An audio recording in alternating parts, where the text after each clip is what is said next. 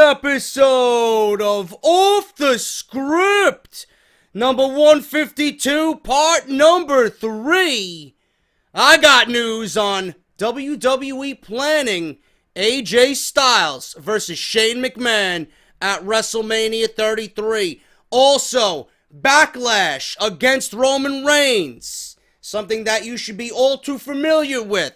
Backlash against Reigns, forcing WWE to keep him out of the WrestleMania 33 main event. Also, backstage update on which Ring of Honor stars are headed to WWE and which are staying put with ROH. Also, Bayley, Charlotte, Nia Jax, and Sasha Banks rumored now for a fatal four-way at WrestleMania 33. Also, Becky Lynch reprimanded by WWE officials after using derogatory terms on Talking Smack. And finally, WWE potentially considering a change to the Raw General Manager position. All this, plus so much more, right here on Off The Script. JD from New York, 206. It's time for Off The Script. Big Show and Ryback, Strowman and Roman. Get off my fucking TV and save me the misery. And all you fucking goons, just grab a cold beer. The man of the hour is finally here. JD from New York, 206. It's time for Off The Script. JD from New York, 206. It's time for Off The Script.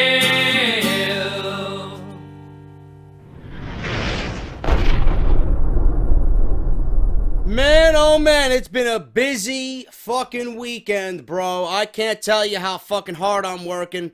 All I want to do is sleep, to be honest with you. All I want to do is sleep or sit down and relax and have a cold beverage. Can't seem to do that. Duty calls. I gotta get the news to you guys. I gotta get off the script to you guys. I gotta get the fucking UK tournament to you guys. So much going on in the WWE right now. It's tough to keep up, but I'm glad you are with me every step of the way, man. This is Off The Script. Episode 152, part number 3 for your Sunday, January 15th, 2017. Later today, speaking of the UK tournament, we will be going over the finals. Actually, we're going to be going over the quarterfinals, the semifinals, and the finals today on the WWE Network as soon as that show goes off the air. So keep it right here if you guys are indeed interested in what's going on right now in the United Kingdom at the Emperor's Ballroom. New UK champion will be crowned today. Also, later on today, we're going to be having another Off The Script extra video, The Real Reason Now Exposed, by Dave Meltzer and his crew over at the Wrestling Observer newsletter, why John Cena and The Undertaker has been canceled from WrestleMania 33. So look forward to that as well sometime today in the early evening, probably after the review of the UK Championship Tournament. I'm thinking around dinner time, so keep an eye out for that. Also, I have a video coming tomorrow morning that will certainly stir the pot and get all the fucking basement-dwelling losers riled up. 5 reasons why Sami Zayn should win the WWE Royal Rumble. That's my video for tomorrow, so make sure you guys are aware that is coming sometime in the afternoon tomorrow on Monday. Now, I got some exciting news, guys. Without you, this podcast is nothing. And I have taken this podcast from literally nothing to now being sponsored by several different outlets. And I'm happy to announce to you guys that I got 2 new sponsors, and I'm waiting on one that I really, really want. I'm waiting on Audible.com, and that's going to be the big one. I hopefully get approved for that, and you guys can take advantage of these great offers, man. But right now, I got approved. As of this morning, I got approved for GameFly.com and BarkBox.com.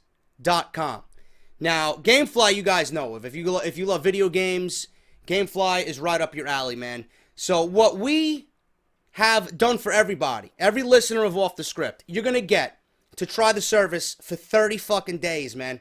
30 days free of GameFly.com. All you got to do is use the link that I provide down in the description below. It is GameFlyOffer.com/JD from NY, and you're going to get 30 days of the service and one free game. You're not going to pay shipping. You're not going to pay shipping going and coming, and you can cancel at any time. If you guys don't want the service, say, you know what, I don't want the service, but you're going to get to try one game that you want out of 8,000 titles, and it's the latest, up-to-the-date, minute-by-minute releases, man. It is fucking unbelievable. So if you guys have wanted to try something that you really don't want to go out and buy or rent or borrow from a friend, use JD's link. That's GameFlyOffer.com/JD from NY. Now, I got another one here, BarkBox. This one interested me. I looked into it, and you guys know I love my animals. You guys know I love my Bacardi and my Bayley. I don't have a dog, but my mom has a dog, and I'm going to give her this fucking offer. If you guys have dogs and you love your dogs at home, BarkBox is going to give you one free box if you sign up for a 6-month or 12-month subscription. Now, BarkBox is like the wrestling crates that we open. It's like Loot Crate. It's like Slam Crate. It's like Wrestle Crate. It's like those subscription services delivered to your door month by month, and if you sign up using my link, getbarkbox.com/JD from NY, you guys are going to get a free box with any 6 or 12-month subscription that you sign up for. Dog treats, the healthiest of treats for your animal, toys, you name it, anything that your dog is going to fall in love with, it's going to be in the box, man. So try those things out. Let me know if you guys are interested in it. I'm glad to have those two sponsors aboard for Off The Script, and I'm waiting on Audible, man. Audible's going to be the big one. So thank you to everybody that has gotten me to this point. We're getting sponsors, we're getting noticed, we're getting the word out there for Off The Script, and it's all thanks to you guys. So make sure you guys take advantage of that. Those will be ongoing. They are permanent sponsors of Off The Script, so make sure you guys take advantage of that, and I thank everybody from the bottom of my heart. PayPal Rumble still going on. Patreon.com/JD from NY206 if you guys want to support the podcast monthly, if you can afford it. Always appreciate it, no matter if it's $1 or fucking whatever you guys want, man. You guys are going to get early access to everything that I do. Yesterday, Patreon members, Team JD members of Patreon, got the 2 videos that you're going to be seeing later today and tomorrow, man. They got the Sami Zayn video already. They got the Off The Script extra video already. So if you guys want to get early access to whatever I got brewing right here on the channel, Patreon is the way to go. Plus, new prize tiers, including t-shirts and all that stuff, coming very soon as I get myself grounded and completely away from work, man. So thank you to all that have signed up for the Patreon and the t-shirts and all that stuff, barbershop window. You guys are fucking amazing. Now, let's get on with the news, man. We have a massive fucking episode, all right? I'm waiting for the end of the day, and I'm going to look back at this weekend, and I'm going to be like, look at how much fucking news I got out to you guys, man. It's unbelievable the amount of news that's coming in. Unreal. And we're going to start off with this one. WWE planning AJ Styles versus Shane McMahon for WrestleMania 33.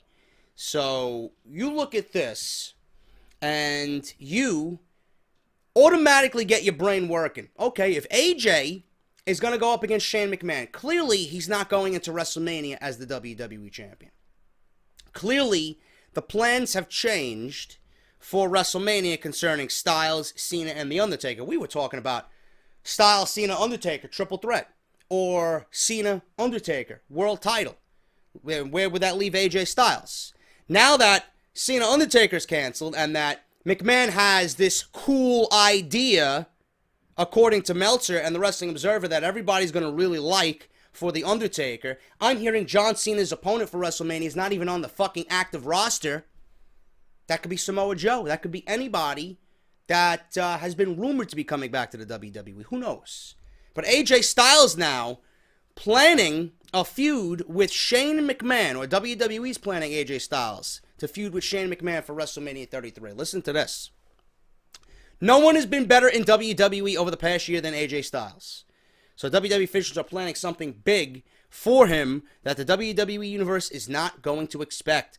Until recently, Styles was getting the short end of the stick as far as his position on the card for WrestleMania 33, before WWE officials made some major changes to that card. For a while, it seemed that AJ was going to be pushed aside for the John Cena-Undertaker match, and that's exactly what we were worried about. If that was going to happen, where was that going to leave AJ Styles? People were thinking maybe they do AJ Finn Balor in some inter-promotional match, you know, to get Raw and SmackDown feuding for the show, or AJ could be put into the Undertaker-John Cena match that was rumored and make it a triple threat match. We didn't know what was going on. As of this writing, the phenomenal one, AJ Styles, is set to defend the WWE Championship against John Cena at the Royal Rumble in 2 weeks.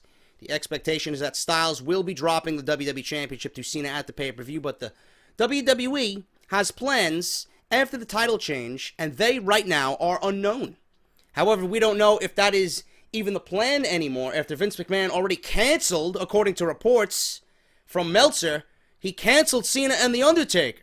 So where does that leave Styles? And if you guys want the real reason why Undertaker and Cena has been canceled, Off the Script Extra later today on YouTube.com. The WWE Universe is behind AJ Styles, but people are worried where that leaves Styles for WrestleMania. They are behind him after his first year in the WWE and is said to be pushing hard on social media for him to be a part of the main event as a reward. And I mentioned this all throughout the week. I mentioned it again in the Sami Zayn video that you guys are going to be seeing tomorrow right here on the channel. You got to reward your best guys. You really do. WrestleMania is for those who have busted their fucking ass and really showed you exactly what the company is about. It's about fucking wrestling. Deep down, it's about wrestling. And when you watch wrestling in the WWE, who do you associate with being the best? AJ Styles is certainly, and has been, number one. And he needs to be rewarded for that. I am going to be a little discouraged on AJ's behalf that he's not going to be in the main event. AJ Styles should be in the main event of WrestleMania. Unfortunately, it's being reported that Goldberg versus Brock Lesnar 3, like I reported on Off the Script this weekend, is being penciled in right now for the main event of the show, but WWE has big plans for Styles heading into the grandest stage, and he may have an opponent almost no one saw coming. Last year, at WrestleMania 32, Shane McMahon had one of the most unpredictable and exciting matches on the show. Unpredictable, yes. Exciting, not so much. Against The Undertaker. It was a losing effort for Shane O'Mac, but his high dive, suicide dive off the top of the Hell in a Cell gave him the unconditional support of the WWE Universe. Since April, he's been working as the commissioner of SmackDown Live, and his presence may even be causing some tension backstage. On SmackDown, Shane competed with Team SmackDown in the 5-on-5 Survivor Series Elimination Tag Team match against Raw at the Survivor Series. WWE wanted Shane O'Mac included in the match to help boost pay-per-view numbers. He ended up taking a rough bump during the match with Roman Reigns, but Team SmackDown ended up winning the match. Now, WrestleMania is around the corner, and Shane's status right now is unknown.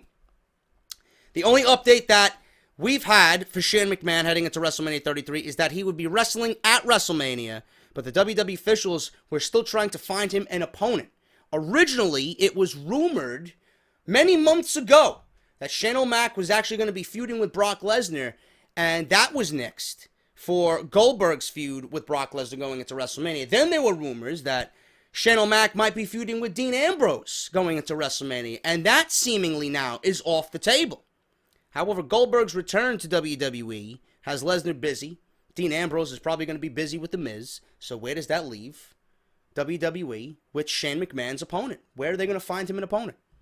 After this week's change to WrestleMania 33's main card, it is being reported that WWE officials have penciled in AJ Styles versus Shane McMahon for WrestleMania 33. On paper, this rivalry could really work well for SmackDown, and AJ Styles is arguably the best that WWE has with both brands right now. He's universally loved. It makes a good dynamic with Shane McMahon, especially if Styles turns up his heel persona and really delivers that to the WWE Universe in this feud with Shane McMahon. The build-up to McMahon versus Styles is something that could be a lot of fun over the WrestleMania season. Their feud would likely start after AJ loses the WWE Championship to John Cena, which makes perfect sense. At the Royal Rumble or the Elimination Chamber, whichever event he's losing at, he could blame Daniel Bryan and Shane McMahon for putting him in that match in the first place, and the progress of the feud would naturally go on from there. In the ring, Styles would have to do the heavy lifting, clearly, but that isn't unreasonable. And a lot of you might be thinking, well, this is a demotion from the original plans with AJ Styles at WrestleMania. AJ should be the WWE Champion. Is this the best that you got for AJ? I understand you, and I feel the same exact way, but you got to understand that this is WWE, you know? It's always about the McMahons. They got to include the McMahons in every fucking which way at WrestleMania, especially at WrestleMania. Never mind during the fucking year. 52 weeks out of the year, it's all about the McMahons. It's all about Stephanie. It's all about Shane, right? Now, on SmackDown, it really hasn't been about Shane. Shane has taken a back seat. On Monday Night Raw, it's all about Stephanie. All about Stephanie. And that's been the way of WWE television going into WrestleMania. It's always with the McMahons. They always got something major going on. You know, Vince was there. Stephanie was there. Shane was there. The biggest storyline going into WrestleMania was with the McMahons. All the talent took the back seat. And I agree with you. I think AJ Styles and Shane McMahon is a demotion of sorts for AJ Styles going into WrestleMania. This is not the reward I would really want to see coming AJ Styles' way after giving us a brilliant year in the WWE. He should be rewarded with wowing the crowd at WrestleMania. Getting that spotlight, getting the top of the bill, to see his name at the top of the list for WrestleMania. But WWE's not going with that. They'd rather give it to the part-timer, which is I fucking hate that. I really do. You know, this is Lesnar and Goldberg headlining WrestleMania. I don't understand how that's not wrong to these people. You know? It's just mind-boggling to me. Now, I'm looking at this match optimistically, okay? I think AJ should be in the main event. I think he should be top of the bill for WrestleMania, but I'm looking at this optimistically. You got to think what Shane McMahon really brings to the table. You know Shane McMahon's dynamic. He's going to be a show stealer. He's going to go out there and risk it all. He's going to amp it up like he usually does. He's going to make sure that those fans leave that arena on Sunday night, WrestleMania night, remembering his match. So I feel very optimistic that if you pair AJ Styles and Shane McMahon, that something fucking crazy is going to happen. So I'm looking forward to it, man. I really am. You know, I don't agree with it, but I think the dynamic of AJ and Shane McMahon could work very well at WrestleMania. Now, Shane McMahon's tenure with the WWE Universe would make up for any gaps regarding in-ring ability, and AJ Styles can have a good match with anybody. So, when you look at AJ Styles, everybody should have trust in AJ that he's going to do well by Shane McMahon. What is more important is Shane McMahon versus AJ Styles could be an emotional rivalry as well that WWE Universe would be absorbed in and give WrestleMania a very strong undercard match. If AJ Styles isn't going to be the WWE Champion and not going to be defending the title at WrestleMania, this, according to some, might be a great substitute. So that is the direction for AJ Styles right now. You know, most of us might not agree with it because we're all high and mighty on AJ Styles and we want the best for him because we've seen the work that he's done this year and we want to see him get rewarded properly. But with AJ and Shane McMahon, you know, at least it's not somebody that we don't like. At least it's somebody that's not deserving of a WrestleMania match. You know, something completely out of the blue. Shane McMahon, you know, he is a McMahon, but he's the McMahon that we all like, more so than Vince and Stephanie. And we all know Shane McMahon's resume when it comes to in-ring ability. Not the greatest, but the guy is going to fucking take your breath away, and he's going to leave you with a memorable WrestleMania moment. I think it's going to be exciting. So let me know what you guys think about that. AJ Styles versus Shane McMahon being planned for WrestleMania 33. Backlash against Roman Reigns, forcing WWE to keep him out of the main event of WrestleMania 33. What else is fucking new when it comes to Roman Reigns? Roman Reigns and Backlash go hand in hand. I don't know. I don't think he's going to be in the main event. He's definitely going to have one of the marquee matches on the show, but I don't think he's going to be in the main event. I think everybody at one point was worried that the WWE was going to book The Undertaker versus Roman Reigns. I don't think that's happening at all anymore. But during Monday Night Raw, we all know that Roman Reigns lost the United States Championship to Chris Jericho only a few weeks before facing Kevin Owens for the WWE Universal title at the Royal Rumble. But Reigns may have a bigger issue on his hands. Dropping the U.S. title to Jericho was a formality for a few reasons. But the most important thing is that he's likely walking out of San Antonio as the Universal Champion. On paper, that isn't a bad thing for Roman. His United States title run didn't have much momentum because of Roman adding prestige and importance to the championship. Reigns has been chasing the Universal title for the past month. So his United States Championship run, according to many fans, may go down as one of the worst ever for that championship. It made the U.S. title an afterthought. After it was built up with John Cena, it really hasn't recovered since. Roman Reigns holding the U.S. title was unnecessary to the rivalry with Jericho and Owens, but that's not the real problem. The bigger problem is the WWE Universe isn't going to like the idea of Roman being given another WWE World title run, especially heading into WrestleMania. Now, it's plausible for WWE to be thinking about putting Reigns in his third straight main event at WrestleMania, but do the powers that be, that run the big company, do they want to see WrestleMania conclude with another record-setting crowd booing Roman Reigns out of the arena? The fact is, Roman Reigns had a great year, okay? I'm not going to say Roman didn't have a good year. He put on great matches with AJ Styles. He was in and around the main event scene. He wasn't disastrous, but I just don't like the direction that Roman is going. I think Roman's career was fucking sabotaged by WWE Creative. He does not have it. And that's clear as day. He's not wanted by the people. Vince McMahon was in a recent interview. I forgot the article that was written up on Vince McMahon. He conducted an interview saying that you gotta listen to the heartbeat of the audience. If they don't like something, it's not gonna work. If they gravitate towards something and they love it and they're all over it, that's the direction you go.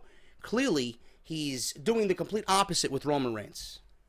Clearly doing the complete opposite with Roman Reigns. The majority of the people do not want Roman Reigns. In fact, PW Insider held awards for their newsletter and for their website.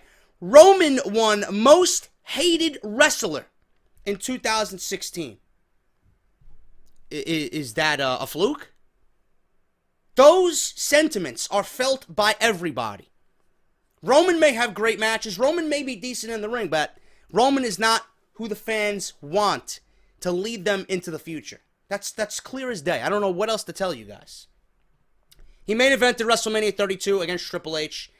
100,000 people, quote unquote, booed him out of the fucking building. One of the worst events that WWE ever produced. One of the worst WrestleMania main events that you will ever see. He was a part of it.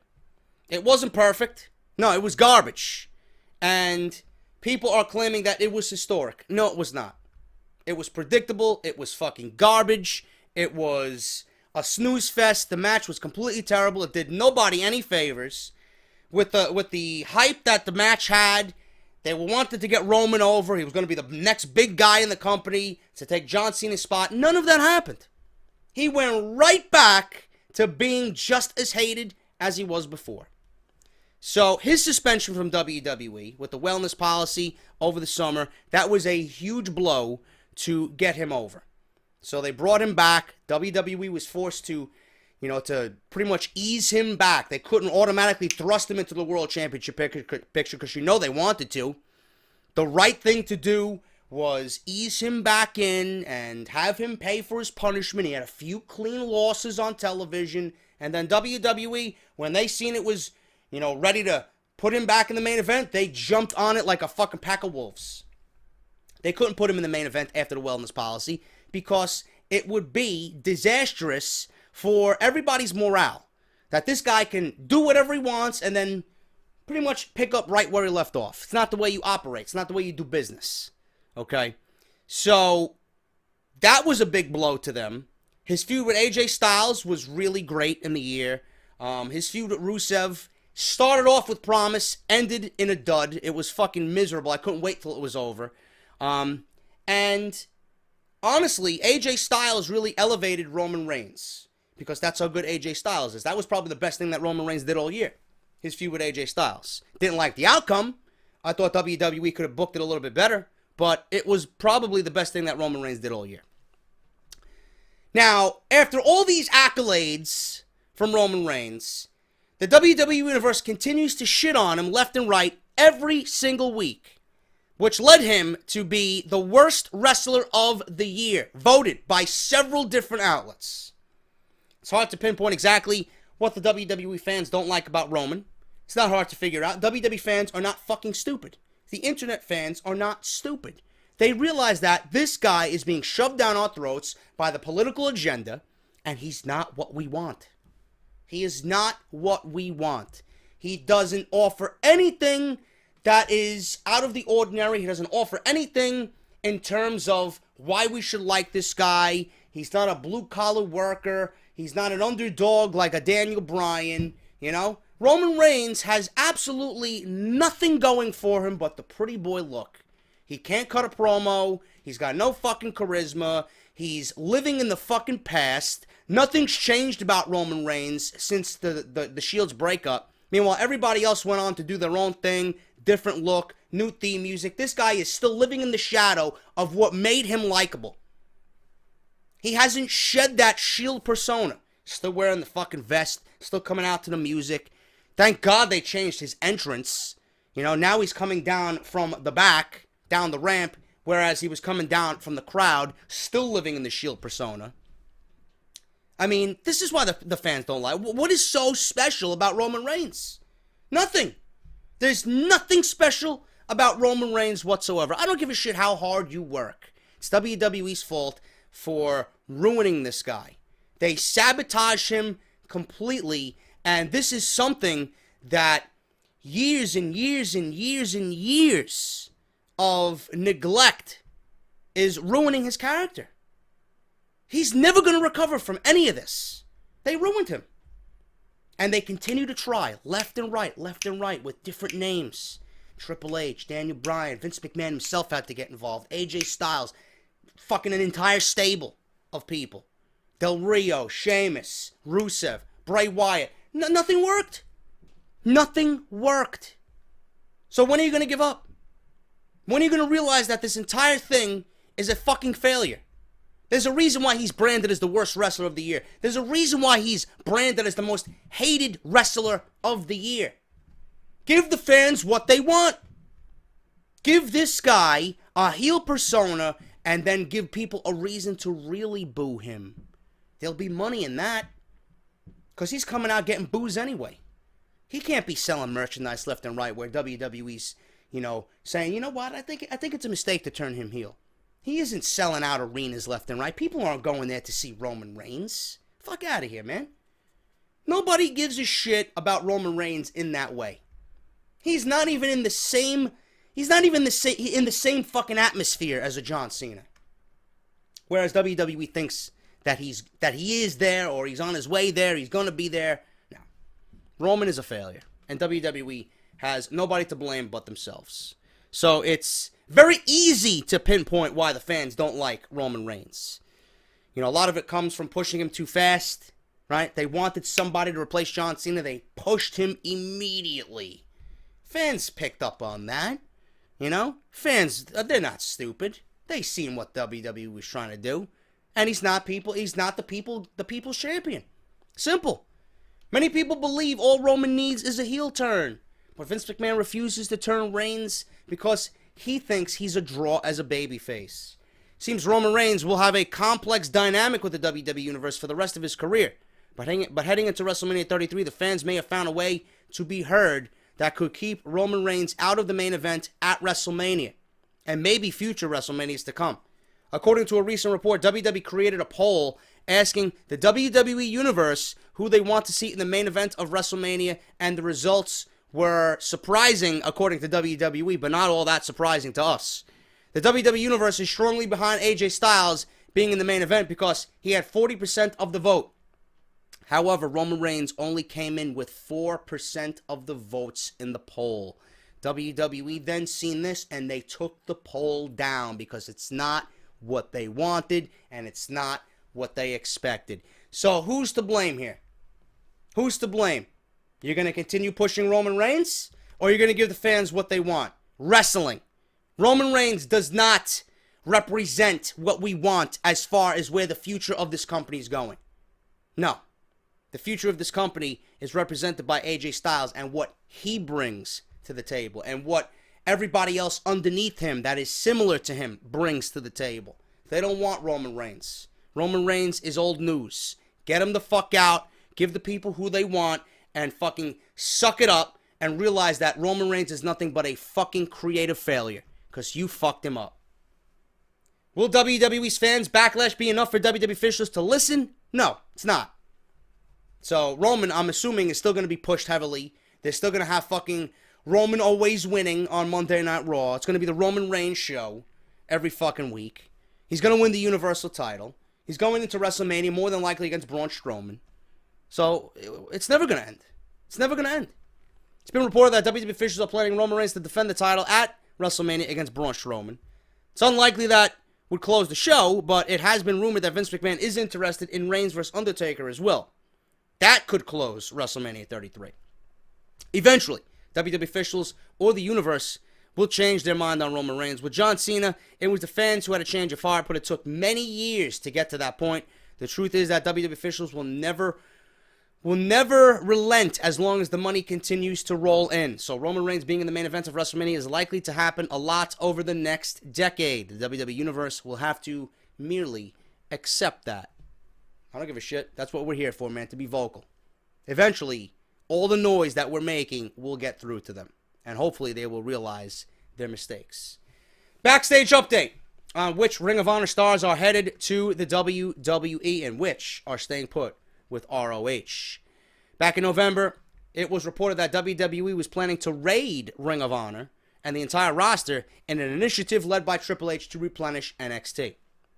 The game has been eyeing an expansion for the NXT brand, and as promotions around the globe continue to rise in popularity, the WWE continues to fortify its attempts at global domination. Ring of Honor has arguably ascended to the second most successful wrestling company in the United States due to the recent uncertainty surrounding TNA. But Triple H and other WWE officials were zeroing in on their talent because a vast majority of their contracts were set to expire on the final day of 2016. WWE was offering more money to Ring of Honor talents. They've pinpointed while maintaining a realistic budget and pay scale in the NXT brand. It's expected that most of, if not all of the talent they're able to pry away would first report to NXT, which is not out of the ordinary. Notable Ring of Honor alumni who have competed in or do compete in WWE: Daniel Bryan, CM Punk, Kevin Owens, AJ Styles, Sami Zayn, Samoa Joe, Austin Aries, Roderick Strong, and others. Owens and Styles are the top champions for their respective brands on the main roster right now. Joe is awaiting promotion any fucking week now. And Roderick Strong is the most recent signing after earning the nickname Mr. ROH during his 13-year run with Ring of Honor. The WWE was in pursuit of several Ring of Honor stars before we turned the calendar to 2017, but they were unsuccessful in their goal of signing the Young Bucks. They were unsuccessful in signing Jay Lethal, and all three of them were targets of the WWE. The Young Bucks agreed to a 2-year deal to stay with Ring of Honor and New Japan. Jay Lethal signed an exclusive deal with Ring of Honor. So those three individuals are staying put where they are. Now, it was previously indicated that Ring of Honor officials were planning to retain as many performers as they could because they didn't want this mass exodus to the WWE, realizing that they wouldn't be able to match every offer that the WWE made. One example of this was Steve Corino, who was pried away to work as a trainer at the Performance Center for the WWE. His deal expired in December, and the word is that ROH did not even try to match an offer from WWE because they knew they had to save funds in an attempt to sign a number of other wrestlers. Carino has been used by the WWE also to help recruit Ring of Honor stars with expiring contracts. And a further update to this story, WrestlingInc.com is reporting that the news has developed on 6 other Ring of Honor stars in the last week and a half. Kyle O'Reilly lost the ROH World title to Adam Cole at Wrestle Kingdom 11, and he has declined to sign an extension with ROH before that show and match even took place. Officials are now expecting him to leave for the WWE shortly. Cole also appears WWE bound, but he isn't able to negotiate a deal until his current contract expires in May. So Adam Cole, right now, we're going to have to wait on that. It's a long time between now and May, so things may very well change. But right now, the assumption is Adam Cole is going to WWE. Kyle O'Reilly may already have one foot in the door. I'm hearing that he's already going to be on his way to the Performance Center shortly after the Royal Rumble. Expectations are that Ray Rowe will also be making his way to the WWE soon. O'Reilly and Rowe should be reporting to NXT once their medical testing is complete. However, Ring of Honor did manage to retain 3 of their top stars in Christopher Daniels, Bobby Fish, and Hangman Page. It is unknown whether Daniels or Page were testing the waters, but Fish did have an offer on the table from WWE, but declined. Now, there have been a lot of talk recently surrounding the Hardy Boys, whose contracts are set to expire with TNA in February. And though the WWE is interested in both Matt and Jeff Hardy, the word is that they both have enjoyed the creative control they received on their contracts, and the WWE wouldn't allow as much of it in the company. Ring of Honor would, however, so their situation is certainly worth following. So the Hardys could end up in Ring of Honor. We don't know yet. That is going to be an interesting story. There's a lot of interesting stories regarding new talent. We got Kyle O'Reilly. We got Adam Cole. We got this Kenny Omega saga that everybody seems to be talking about, which we should know about in the next 3 weeks or so because his contract is up on the 31st of January. The Matt Hardy situation, Jeff Hardy situation, their contracts are up on February 27th. So it's going to be interesting to see where they go from here. And Kyle O'Reilly, like I said, he's already got one foot in the door, I'm hearing, to the Performance Center. So all of this, certainly interesting. You know Triple H is going to look to replenish NXT. He wants to make NXT, even better than it has been, better than it was. And you start by bringing in Kenny Omega. You start by bringing in Kyle O'Reilly, Adam Cole, and things from there just pick up. And with those 3 guys, the entire brand massively changes. Unbelievable. Just by those 3 guys alone, it's a completely different look. And if you bring in an Omega, if you're bringing in an Adam Cole, who could be the face, either one of those guys could be the face of NXT. That leaves room for Nakamura to be promoted to the main roster. So it's going to be interesting to see, man. I'm looking forward to it. It's definitely going to be a interesting few months here. January, February, March. Going to be very interesting, especially with Omega and the Broken Hardys situation.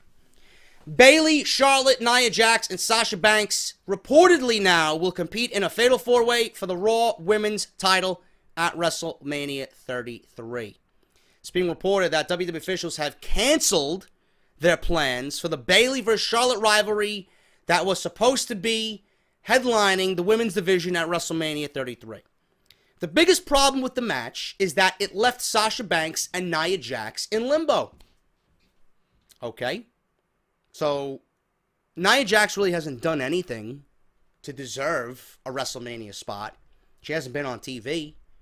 Now you're just putting her on TV, and a meaningless fucking feud that we all know and see is nothing but time filler for Sasha Banks. When we know the bigger story is Sasha, Bayley, and Charlotte. That's WWE's fault. That's WWE's fault. They didn't push Nia Jax the way they were supposed to, and now Nia Jax, in literally everything that she does, just feels unimportant. Nobody really knows who Nia Jax is. They haven't seen enough of Nia Jax. Now you want to put her in a WrestleMania match when clearly she's not ready and she doesn't deserve it in my eyes. So this is WWE again fucking up. And the women's division just looks like a complete fucking disaster. Now, both women are important, quote unquote, to the women's division on Raw. And WWE clearly doesn't want anybody, especially a Sasha Banks, to take a back seat during WrestleMania season. WWE officials realize this and now have planned accordingly. According to several reports, the Raw Women's Championship match isn't written in stone. So, Bayley and Charlotte, still up in the air right now. It is still up in the air. But reports now are claiming that a fatal four-way match is in development. Charlotte would defend the Women's Championship against Bayley, Nia, and Sasha at WrestleMania 33. Right now, Bayley is feuding with Charlotte, and Sasha is feuding with Nia Jax. WWE's plan for WrestleMania 33 is simply to combine all these combustible elements. On paper, the plan may be the best case scenario for WWE. A fatal four-way allows all four of Raw's top women. Actually, let me rephrase that. All four of Raw's women. Because that's all there is. There's nobody else.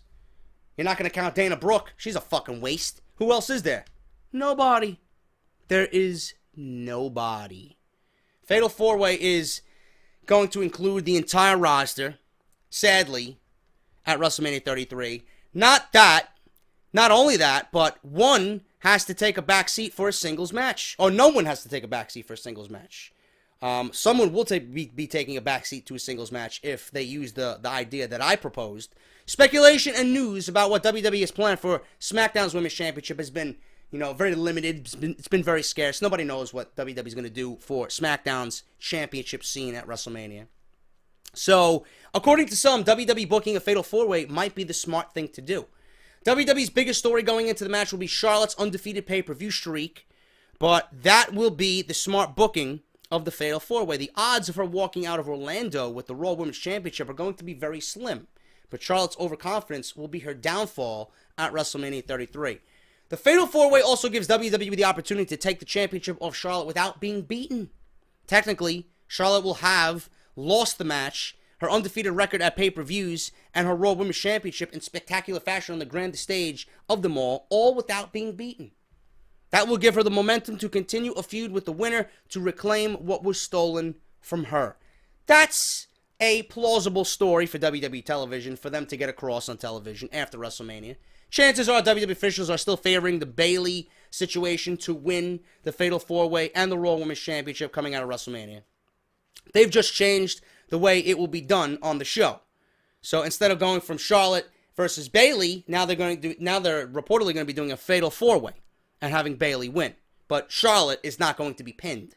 So WWE can still continue this Charlotte undefeated bullshit at pay-per-views. The WWE Universe will still get a personal feud between Bayley and Charlotte. It will just happen after WrestleMania. Not to mention, this Fatal 4-Way could even be the match of the night. No, number one. Number two, I think everybody is in agreement here that I hate, unless you're in a fucking Money in the Bank match, I hate multi-man matches at WrestleMania. Because it's nothing but a cheap way for WWE to get everybody on the fucking show. Not everybody belongs at WrestleMania.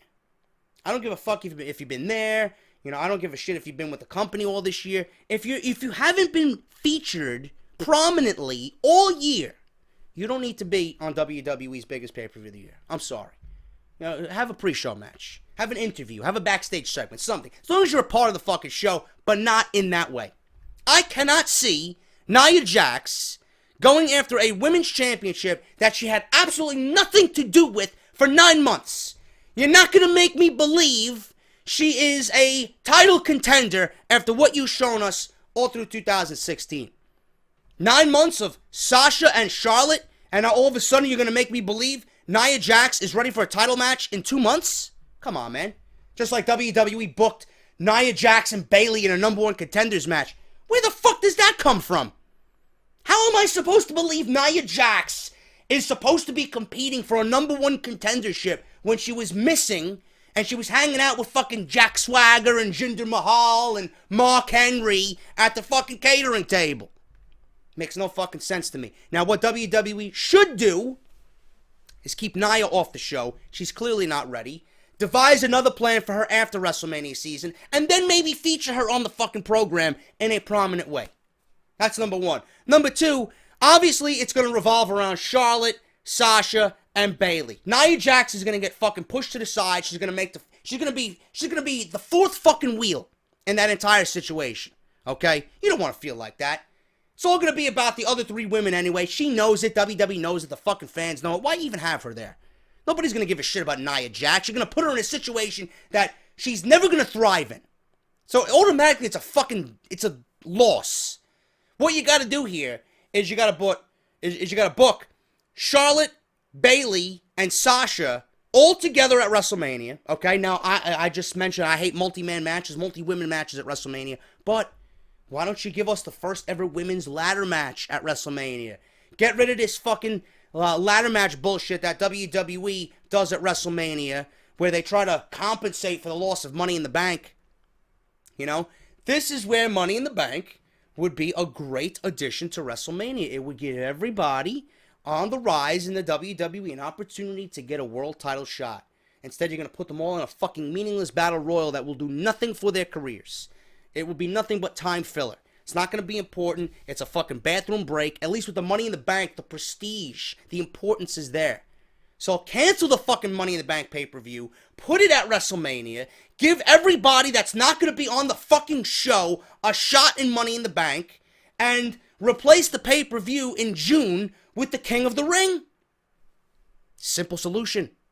Okay? That's the way you got to go about it. But for the women, I would love to see a ladder match. You got Bayley, you got Charlotte, and you got Sasha. Ladder match. Bayley can win the title. Charlotte doesn't have to be pinned, right? And after the match, you can have a breakdown with Sasha, who continuously fails at the Women's Championship. Charlotte just beat her for it time and time and time again. Now her best friend Bayley has won over on Sasha. Sasha can't take it no more. She attacks Bayley after the match, turning heel right there in Orlando at WrestleMania. You got your next feud booked till SummerSlam. Bayley and Sasha reliving what they did historically at NXT TakeOver Brooklyn 1. You relive that match. You have it happen again, but this time on the main roster in front of the same fucking crowd, and you build on what they did. You build on that history that they made. Boom, right there. What Charlotte does, I don't fucking know. Maybe they have another draft. Maybe they, hire some more women. I don't know. I don't know what they do. Who gives a shit? Who gives a shit? But as you can see, WWE's women's division on Raw is fucking miserable. Number 2, Nia Jax doesn't belong there. I don't think she is ready for a WrestleMania match like that. It's not going to be important to her. She's not going to look good coming out of it when we all know it's just going to revolve around Bayley, Sasha, and Charlotte. Why even put her through that? It's going to be difficult for us to accept Nia Jax in that role right now. Just give me the 3 women if you want to book them in a match together. The history is there. And if you want to, make history with the first ever women's ladder match. Women's Championship ladder match, I can dig it. I'm sure you guys can as well. Speaking of women's champions, former SmackDown Live Women's Champion Becky Lynch reprimanded by WWE officials after using a derogatory term on Talking Smack. Now, I didn't watch this. I heard about it. I didn't think it was all that bad when I first heard about it, but apparently WWE seems to think so. Few WWE superstars have been successful as a result of the draft and the brand split. As Becky Lynch, it was great for her, but not great for the division as a whole. But Becky Lynch is not invisible. She may be invincible. She may be one of the the most popular women athletes on the roster, but that doesn't make her invincible. A lot of people argue that Becky was overshadowed by the other women of the division. During the Revolution, other females such as Nikki Bella, Charlotte, Sasha Banks were given the spotlight, while Becky Lynch put them over and was perceived as second-rate, perceived as an afterthought. Thankfully, the WWE brand extension was a wonderful opportunity for WWE to showcase the great talent Becky Lynch is on SmackDown. And it's been great for her. I'm happy for her. And she was SmackDown Live's first women's champion after the brand split. She's had a decent feud with Alexa Bliss. They've had the first ever women's tables match. So they've been making history slowly but surely with Becky and Alexa. And now this coming Tuesday, they got the first ever women's steel cage match. So you see how far women's wrestling has come. There's just not enough women to make a division competitive for both brands. So I hope that changes in 2017. Now, it was a wonderful opportunity for Becky. It was a wonderful opportunity for Alexa Bliss. But now, it seems like Becky Lynch has run into some problems. After winning the SmackDown Women's title, her momentum took a hit. She was out with injury. She was forced to take some time off. It was about 2 or 3 weeks, but it slowed her momentum. And she was champion. Thankfully, WWE didn't take the title off her then like they usually do when someone go down with injury. But Alexa Bliss ended up winning the title anyway. And they rearranged the feud with Alexa Bliss. Bliss won the title at TLC. Becky pretty much has been in chase mode now, trying to get the title back. Unfortunately, she is about to make WWE history. Steel cage match on Tuesday, but she said something that obviously WWE higher-ups did not agree with. Recently, Alexa Bliss has been able to keep the SmackDown Women's title on her shoulder thanks to some help from La Luchadora. Whoever the fuck this is going to end up being, I don't know. There's a ton of speculation right now who is under the mask. Names such as Mickie James is being thrown out there as La Luchadora's identity. As the mysterious La Luchadora continues to develop, the storyline with La Luchadora continues to develop. Constant interference on Bliss's behalf made Daniel Bryan book a steel cage match with Bliss and Lynch for Tuesday's edition of SmackDown. The match will be for the Women's Championship, and it will be, for the first time, a women's match is main eventing SmackDown Live, okay, in a steel cage. Next Tuesday, it will be historic. It's a great moment for everybody involved. Unfortunately, there's a misunderstanding, and now there's a black cloud hanging over Becky Lynch. On Talking Smack, both Bliss and Lynch discussed the upcoming match on the panel with Renee Young and Shane McMahon listening. I did not watch this. Keep that in mind, okay? So let me know what you guys thought of when you watched this. At the end of the segment, Becky Lynch said, "See you next Tuesday," as both women walked out of the room. Not everyone is aware, but that is a derogatory term against women. I didn't know that. I didn't know that at all. You know, when I heard this from people, and I heard how it all went down, I took it as if, all right, I'll see you next Tuesday, man. That's how I took it at. I don't know why WWE would immediately think that Becky was trying to use a derogatory term. I don't think she meant that at all. She meant it as, all right, I'll see you next Tuesday. That's all she meant. So, they thought it was a derogatory term. It's highly unlikely that Becky Lynch meant anything by this. You know, I'm sure she and Alexa are friends outside of what they do on TV. However, it's being rumored that WWE officials took notice of the double meaning of the phrase, and Becky may have been reprimanded for using the derogatory term. Now, I haven't heard anything about Becky Lynch being punished. We might see her lose the match as a result of WWE's officials not agreeing with this. They may punish her in that way. I don't know. So we have to see what happens on Tuesday. Whether Lynch's insult was intentional or not, it was not. WWE officials may have felt strong enough to have a serious talk with Becky about it. There was no reports on it. I think it was just said and they brushed it away. Everybody's making it out to be a bigger deal than it really is. As of this writing, it doesn't seem like WWE officials are planning any kind of punishment, especially since Becky Lynch most likely didn't realize the double meaning of the phrase. Of course, there will be some speculation, but it's doubtful the misunderstanding will lead to any changes in creative plans for next week's match. I doubt it. In fact, the odds of Becky Lynch reclaiming the SmackDown Women's Championship are very high. Becky Lynch versus Alexa Bliss has become a surprising feud that a lot of people didn't believe WWE would book Bliss in, and especially become the Women's Champion. It is unclear if next week's steel cage match on SmackDown Live will be the end of their rivalry, but it will be remembered in WWE history. Heading into the Royal Rumble, plans for Becky Lynch haven't been heavily rumored, but the return of Mickie James could change all of that. I'm thinking what they do for WrestleMania is Becky Lynch versus Mickie James. I think that's the match they go with. That's the money match right now for WrestleMania. And I don't think Becky's going to be punished. I think it was a slight misunderstanding. WWE officials always are looking for something to fucking zing you on. It was not meant in any other way than, all right, man, I'll see you next Tuesday. As if I'm telling a buddy, all right, bro, I'll see you next Tuesday. I'll come pick you up. That's all it was. Becky Lynch might not have known there was a secret meaning to that. I mean, I didn't know until people brought it to my attention. Whatever the case may be, Becky Lynch is probably not going to be punished. Nothing's been reported. Meltzer didn't report it. There's no dirt sheets reporting anything on it. Plans aren't going to change. So let's all just enjoy Becky and Alexa in the main event on Tuesday SmackDown. Steel cage. Maybe she will regain, the women's championship. WWE, I got, how many more stories? I got 2 more stories. And the weekend's podcast is over. Thank God. WWE potentially, not that I don't enjoy doing it, I just, I'm fucking exhausted. WWE potentially considering a change at the Raw general manager position. Can I throw my name? Can I submit my resume somewhere? I got creative genius right here, bro. Seriously. Vince McMahon's blockbuster in light of last summer's brand extension came from the designations of a commissioner and general manager for both Raw and SmackDown. Of course, Vince named his children commissioner, and then they appointed GMs, Daniel Bryan and Mick Foley, respectively, to Raw and SmackDown.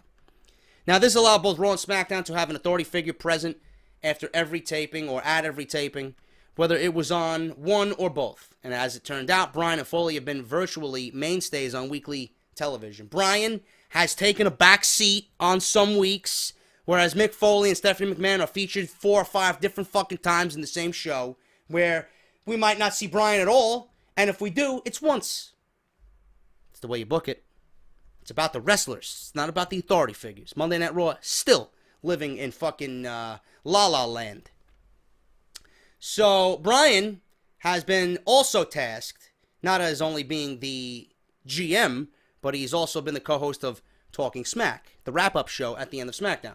The flagship show responded with Raw Talk, but only following one of their brand-exclusive pay-per-views. Who gives a shit about Raw Talk? We can barely stand fucking Raw as it is. We're going to watch Raw Talk? Fuck out of here.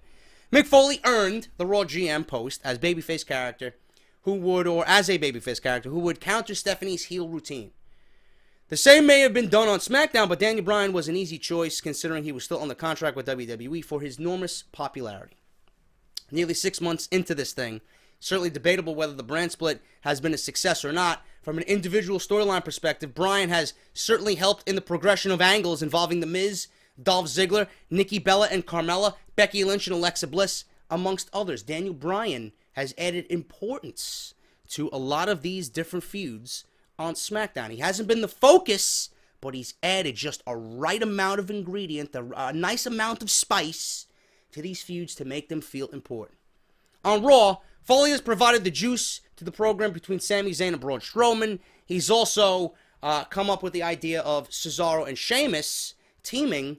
Now they are tag team champions. It went from booking them in a best-of-7 series to them being partners, to them eventually respecting one another and winning the tag team championships, dethroning the New Day and ending their 470-day streak. Probably one of the best things that he's done. Sami Zayn and Braun Strowman, to me, hasn't been many weeks of a story, but it's been the most intriguing storyline on Monday Night Raw for sure. Out of everything that they've been doing, which has been utter trash, Sami Zayn and Braun Strowman has had the most intriguing storyline. Bryan has publicly admitted to accepting his position because he had to, not because he wanted to, and he'll likely move on when his contract expires. Foley has had numerous deals expire in his time with WWE, but his role as GM was a result of a handshake pay per appearance agreement. And according to a report from Daily Wrestling News, that agreement could be coming to an end soon. Tuesday night, Lana tweeted out that she thought SmackDown Live was a great show. Most of the time it is. And petitioned Mick Foley to become the associate GM of Monday Night Raw to help the Red Brand reestablish itself as the superior show. Even Lana, even their own talent, knows that SmackDown is the superior show. So she wants to help Foley to have Monday Night Raw to reestablish Raw and have it become the superior brand once again. Whether Lana's post was done in kayfabe or not is unclear. Probably was done in character. Foley's reply is what's most interesting. He said that the position might be up for grabs very soon. It was clear from the beginning of the brand split that a long-term angle would be built around the relationship between Foley and Stephanie McMahon. That tension has been building in recent weeks, and as we saw this past Monday's episode of Raw, Stephanie was about to conduct a public performance review before The Undertaker interrupted the proceedings.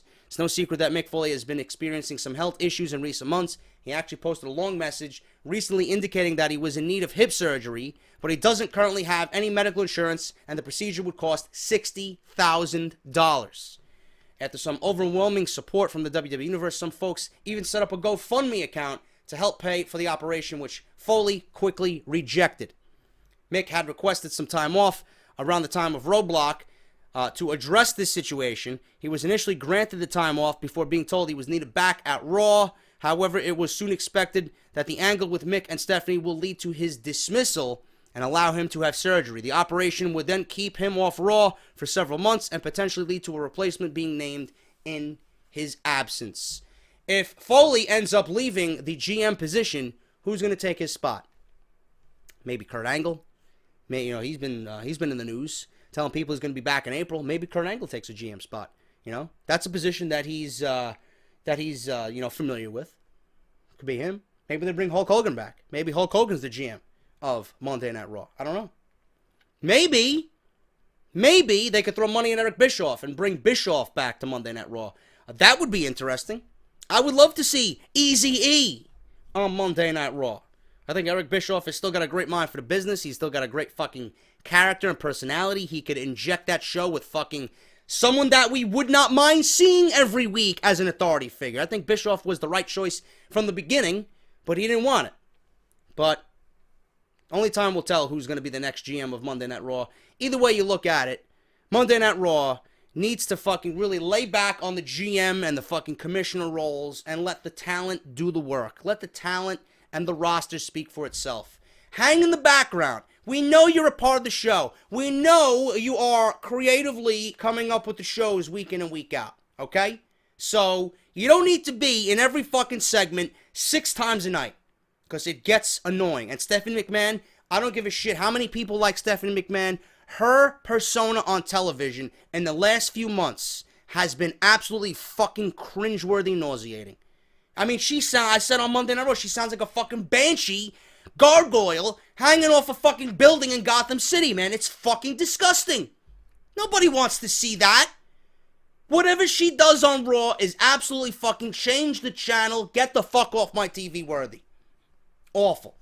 So whoever they get in there, hopefully they get somebody with a fucking backbone. Hopefully somebody with character, because Foley has been fucking awful. He's a shell of his former self. He's not even interesting anymore. Nobody wants to see him. He's old. He's breaking down. He's got no attitude anymore. Where's the Foley that would get in your face and fucking tell you how it is? Nothing but a fucking corporate puppet now. Enough is enough. Get somebody in there that's going to go against the grain and be for the show. Enough of this bullshit. We already got Stephanie McMahon fucking doing what she does. Cancering up the show. Now we got Mick Foley, a double dose of cancer on Monday night. Get rid of Foley, get rid of half the cancer, and bring in somebody that can at least be a cure. Somebody that we actually like. I would not mind a Hogan. I would not mind an Angle. I would not mind a Bischoff. Somebody. But then again, who wants to come back to Monday Night Raw the way it's been for the last 3 years? Nobody wants to be associated with that fucking shit show. I mean, we got Mick Foley proclaiming, Raw is great and this and that. The women's division is thriving. It's fucking revolutionary. It's historic. Give me a fucking break. Nothing about Raw is historic or revolutionary or fucking watchable. Nothing. Give me a break. Raw is garbage. Raw is war, right? It used to be. I used to be fucking front row and center watching the war take place. Now Raw is garbage. Really awful wrestling.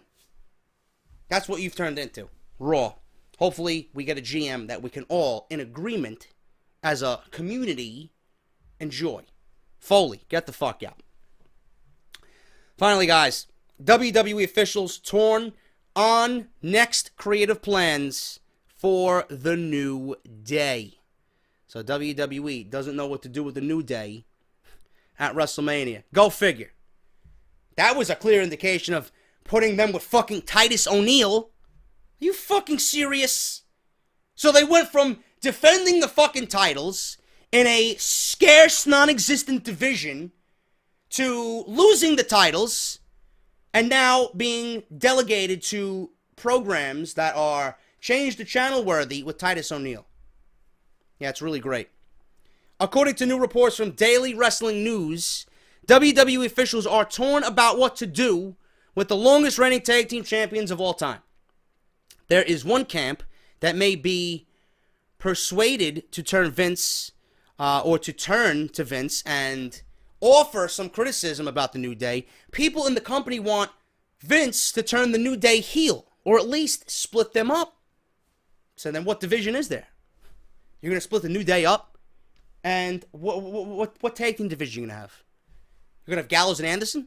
They've been fucking billed as the losers of the division. I don't give a fuck if they're winning matches, and now the damage has been done with Gallows and Anderson. Golden Truth? What are they? I mean, they're on fucking Jack Swagger's catering list, man. I mean, Goldust and R-Truth are Swagger's fucking general number 1 and general number 2. The Shining Stars, I mean, they're the ones that fucking set the table up. Enzo and Cass, they're the fucking clowns who are hired for entertainment to dance around the catering table. That's your division. That's your tag team division. And you want to break the New Day up? I'll tell you what you do. This is what you do with the New Day at WrestleMania. I'll tell you this after a second. They want to split the New Day up, turn them heel. Those are the ideas, okay? Resulting in one or two of the members turning. But the other camp wants to keep the faction together as babyfaces until they have a better idea of where they want to go creatively, okay? The main reason to keep them face has to do with their merchandise sales. It's always an indication of whether you break up a team or not. Whether you turn someone heel or babyface. It's no secret that fans buy more merchandise for a babyface than they do a heel. And the New Day sells a lot of merchandise. In fact, they earn more money than any other superstar for merchandise during WrestleMania week last April. However, it's not nearly as hot as it was during its peak. All three members of the New Day recently entered the Royal Rumble match, which takes them out of a significant program for the time being. As noted, they've been working with Titus O'Neil for the past 2 weeks, but that isn't expected to go anywhere. Clearly, it's similar to the first angle Apollo Crews had on the main roster when he feuded with the Social Outcast, teasing the idea of joining the group. A decision should come with WrestleMania looming. The New Day are among several notable names without a clear direction for the big show yet, although most of that card will be finalized in the next 2 weeks. I doubt WrestleMania is going to be finalized in the next 2 weeks. I don't think WrestleMania is going to be finalized until the fucking day of WrestleMania. Give me a break. Finalizing WrestleMania in the next 2 weeks? Sure. Sure thing. I got a better chance of fucking hitting the fucking Powerball, if that's the case. WrestleMania should be finalized, and WrestleMania should have a fucking concrete, solid plan coming out of Survivor Series. We're going into the Royal Rumble now, and WWE still doesn't know what they want to do. I'll tell you this, though. You wait till February. New Day, you know, they can fuck around and challenge. I mean, I don't understand the New Day to begin with. I mean, they just lost the tag team championships, and now they're fucking around with Titus O'Neil. There's no urge. There's no desire. There's no competitive spirit to be like, you know what, guys? We just fucking lost our titles that we had for 480 days. Let's go back and try and get them. Let's go out and beat Gallows and Anderson. Let's go out and beat Enzo and Cass. Let's go out and prove that we are the best team in the WWE. No, they lost the titles. Hey, guys, let's fuck around with Titus O'Neil. Let's carry beer kegs with Titus O'Neil. Are you fucking serious? This is the best you got for the New Day? You wait till February 27th. You scoop up the Hardys. You sign them. You give them what they want. You give them creative freedom.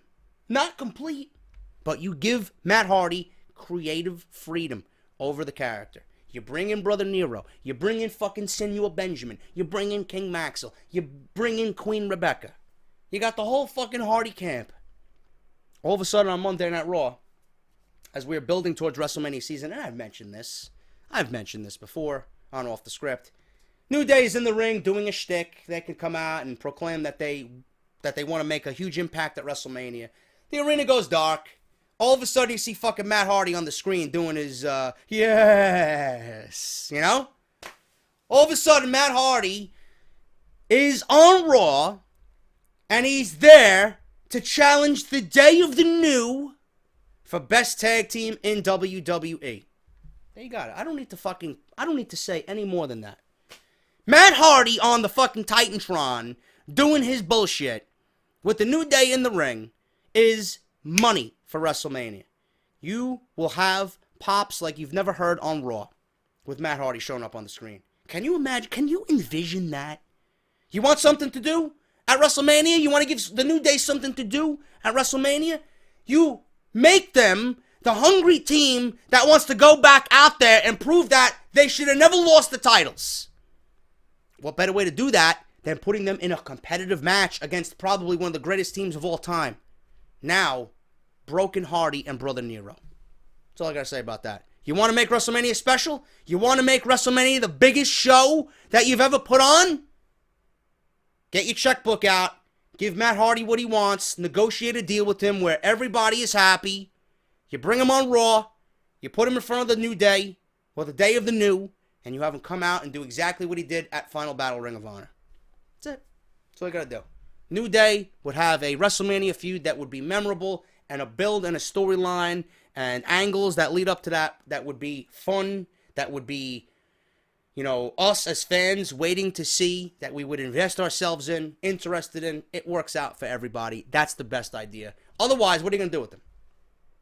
They're not going to have anything to do at WrestleMania, and nobody wants to see repeat, rinse and repeat, rehash with Cesaro and Sheamus. It's not what WrestleMania is about, man.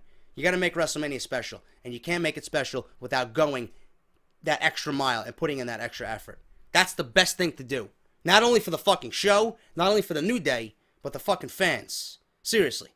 Matt Hardy, Brother Nero, the Broken Hardys against the New Day. That's the way you give the New Day something to do at WrestleMania. And I am done. I'm exhausted.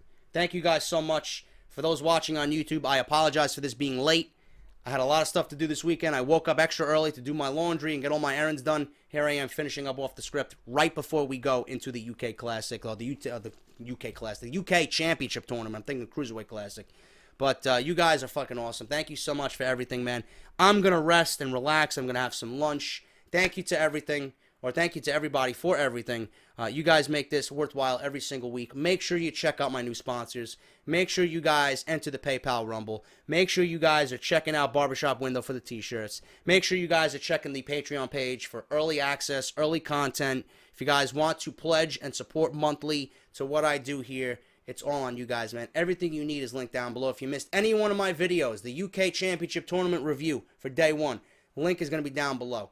Off the script, if you missed it, links will be down below, as well as links in the annotations that you see on screen. So make sure you guys check that all out, man. I am going to go out of here and relax and just, you know, just take it easy. Watch the tournament unfold as we crown a new champion, and I will see you guys later tonight.